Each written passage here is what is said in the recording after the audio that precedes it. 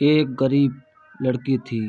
उसके पिता किसी दुकान पर मजदूरी करते थे और माँ घरों में चौका बर्तन। वह अपने माँ बाप की इकलौती लड़की थी, इसलिए उन्होंने उसे बड़े लाड प्यार से पाला था।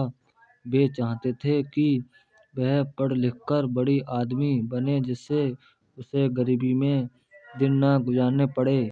जब उसने गांव के स्कूल से 10वीं का एग्जाम पास किया तो बहुत खुश हुई।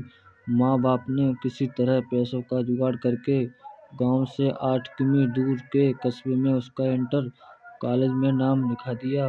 वह साइकिल से स्कूल जाने लगी। इस तरह से उसकी जिंदगी आगे बढ़ने लगी।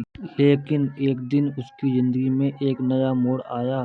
स्कूल से निकलते वक्त एक लड़का बाइक लेकर उसके पास आया और धीरे से बोला, अगर आप बुरा ना माने तो मैं आपसे कुछ कहना चाहता हूँ। लड़की उस लड़के को अक्सर रास्ते में देखा करती थी। जब भी वह स्कूल आती और स्कूल से जाती, वह लड़का सड़क के किनारे खड़ा उसे निहारा करता। पहले शुरू में तो उसे यह सब अच्छा नहीं लगा, लेकिन धीरे धीरे वह भी उसे अच्छा लगने लगा था। इसलिए जब उस लड़के ने कहने की अनुमति मांगी तो उसने धीरे से सिर हिलाकर अनुमति दे दी। उस लड़के ने अपनी शर्ट की जेब से एक गुलाब की कली निकाल कर उसके हाथ में रख दी और उसकी मुट्ठी बंद करते हुए बोला, मैं तुमसे बहुत प्यार करता हूँ। उठते बैठते सोते जागते हर समय बस तुम्हारे बारे में सोचा करता हूँ। मुझे कुछ भी अच्छा नहीं लगता है। लड़का और भी बहुत कुछ कहना चाहता था, पर लड़की ने धीरे से उसके होठों पर अपना हाथ रखकर उसके प्यार का इकरार कर लिया। इस तरह उन दोनों में बातचीत की शुरुआत हो गई। लड़का रोज उसके लिए कोई ना कोई गिफ्ट लाता और उसके लिए जीने मरने की कस्में खाता। उसकी बातें सुनकर लड़की दीवानी हो जाती और ख्वाबों की दुनिया में खो जाती।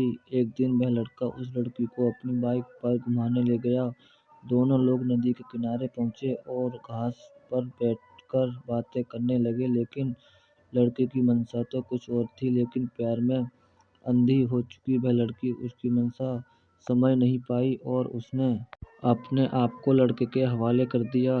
दोनों लोग एक दूसरे के प्यार में ऐसे खोए कि दो जिस्म एक जान हो गए। लेकिन न जाने कहां से वहां पर 3 लड़के आ गए। उन्हें देखकर लड़की हक्का बक्का रह गई और अपने कपड़े सही करने लगी।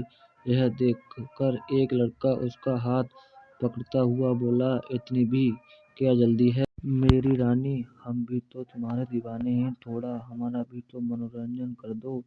लड़की ने अपने प्रेमी से मदद मांगी, मगर वह यह सब देखकर हंसता रहा। यह देखकर लड़की का हृदय धक से रह गया, यानी कि यह सब इसकी चाल थी। आगे लड़की कुछ सोच नहीं पाई, क्योंकि वे तीनों लड़के उसके शरीर पर भूखे भेड़िए की तरह टूट पड़े और अपनी हवस की आग बुझाते रहे। वह लड़की मदद के लिए चिल्लाती रही और वे उसे नोचते घसीटते चले। लगभग 1 घंटे बाद लड़की को होश आया तो उसने अपने आप को नग्न धड़ंग पाया।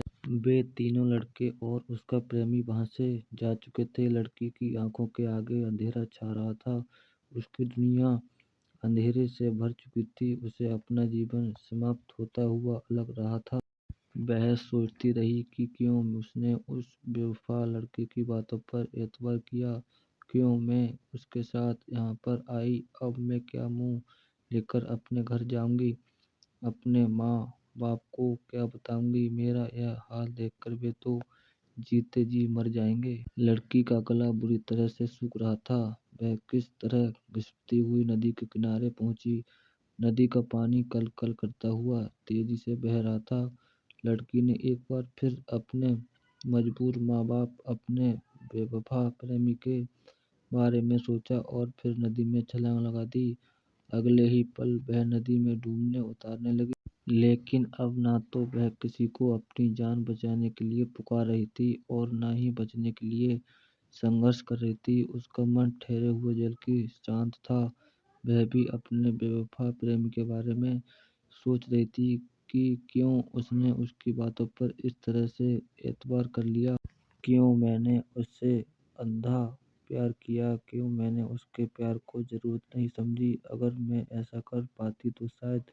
और फिर वह नदी की गहराई में डूबती चली गई। दोस्तों, किसी से प्यार करना, किसी पर एतबार करना बुरे नहीं है, लेकिन जज्बातों को पहचानने की क्षमता भी रखिए।